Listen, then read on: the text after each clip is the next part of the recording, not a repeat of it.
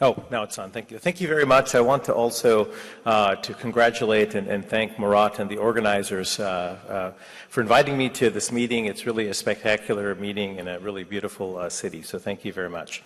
So I'm going to talk about unraveling the layers of the macular circulation with OCT angiography. These are my relevant disclosures. And I think in this early morning session, we learned a lot about OCT angiography. Ali gave a presentation talking about the layers of the retinal circulation. And in fact, understanding this three-dimensional organization of the retinal circulation has been a very important application and benefit of OCT angiography. But many have wondered, why is there such an obsession about this? Because there's been a lot of debate actually about how many layers they are, how they're organized. And the reason why we care so much about this is that it may allow us to, or at least allow us to explain a spectrum of disease. We recognize that perhaps when we have patients who have involvement of the superficial circulation, they can develop cotton wool spots. If the middle circulation is involved, they can develop internuclear infarcts or PAM lesions. And some of us believe that perhaps if there's deep involvement, you can develop AMN. So how many layers are there? And how do we figure this out? How did we arrive at this sort of conclusion? Because what defines a layer? And one of the strategies that's been taken, this is the concept I want to introduce, is this concept of axial vascular profile analysis. Rather than looking at the capillary density on the en face image, we can look at the density along the A scan. So if you plot the capillary density along the A scan, you can see that there are peaks of density. And so one of the strategies to define a retinal layer is to simply say wherever I see a peak, that's a different vascular layer. And of course the troughs are the avascular or interconnecting layers in this type of scheme. And so you can see in this example there seems to be 3 peaks. And so as it turns out, though, actually the number of peaks you see seems to show a significant regional dependence. So if you look way out in the periphery, you might just see 2 peaks or 2 layers. Right close to the fovea in this paper from David Wong's group, they saw 3 layers. And they said actually as you get closer to the optic nerve, you actually could see 4 peaks or 4 layers. So keep that in mind. In fact, they developed a nomenclature. I think Ali spoke to this. But basically, you can divide the circulation to a superficial and deep. And the superficial, you can divide into this radial peripapillary capillary plexus near the nerve, a superficial vascular plexus, and an ICP and DCP in dividing the deep vascular complex. But there are some, this is not such a straightforward issue. There are some other things that might impact our understanding of the retinal microcirculation. And these include things like projection artifact, which I'll talk about, image quality, for example, how you approach improving the signal to noise of the images varies from manufacturer to manufacturer. Some of them do, some of them do image averaging, others split the spectrum, which sounds good on the surface, but actually can reduce axial resolution. They're probabilistic approaches, and of course resolution makes a difference, and I want to speak to that next. This is again an example of projection artifact removal. If you're really going to study the capillary circulation, you have to get rid of the superficial vessels because they project into the deeper layers. There are nice tools now to be able to remove the projection artifact. You can visualize how this can really affect our ability to study the deeper circulation.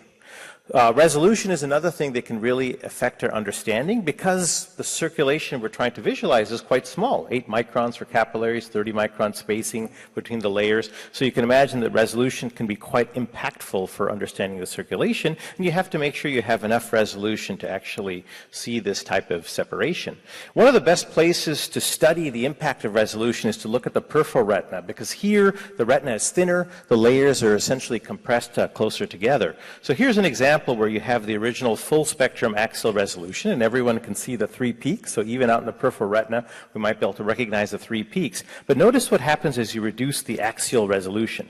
The peaks sort of come together until eventually if you drop the axial resolution, you can't resolve the peaks anymore. So that just illustrates the importance of having good resolution. So we really want to understand what is the impact of our understanding by actually using high resolution OCT angiography. So this study with the spectralis, and the advantage is we have this full spectrum approach so we don't lose axial resolution.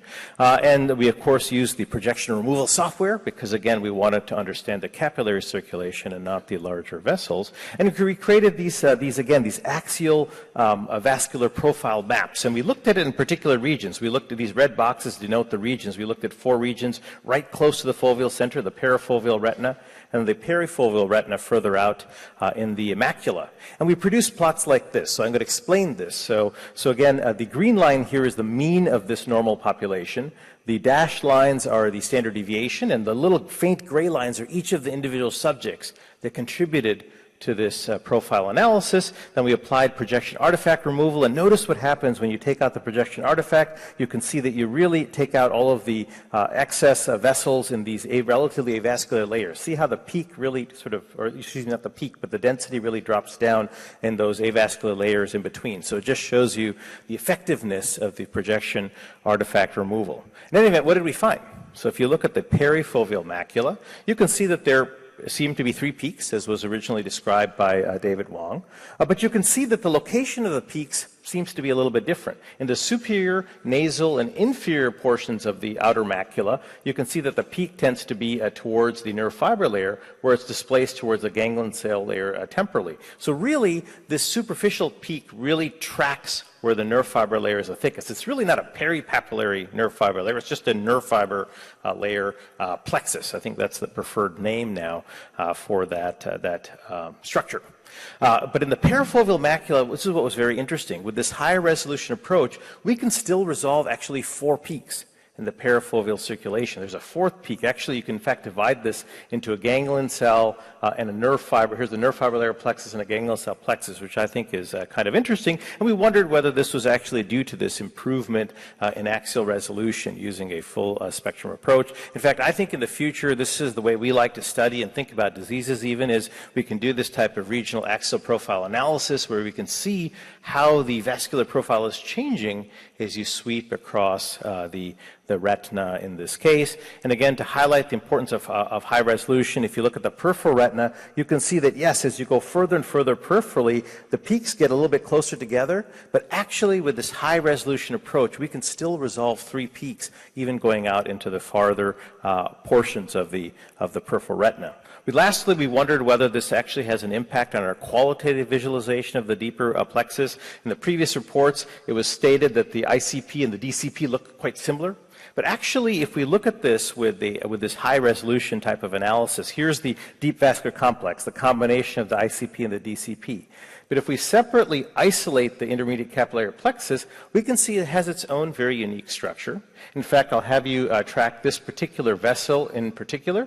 As you move down to the deep capillary plexus, you will see that that vessel actually isn't present. So we're actually separating these 2 plexi, and the deep plexus actually has a different organization. This is where you actually see this type of sort of pinpoint where the vessels seem to interconnect, for almost forming this kind of cartwheel in the deep circulation. So it has a very distinct sort of anatomy, which I think is resolved through this approach. So to summarize, accurate evaluation of the 3D architecture of the retinal circulation, I believe, requires high-resolution OCT imaging with good projection artifact removal. I've showed you some new findings. In particular, the fact that there's actually a 4th peak that can be resolved close to the foveal center in the perifoveal region. And I think that the other thing that we really need to keep in mind is, of course, the 3D circulation varies quite significantly depending on the retinal region. And that's where I think this kind of axial profile analysis is actually a quite useful tool. So with that, I just want to acknowledge my fellows who did all of this great work that I presented, and I thank you very much for your attention.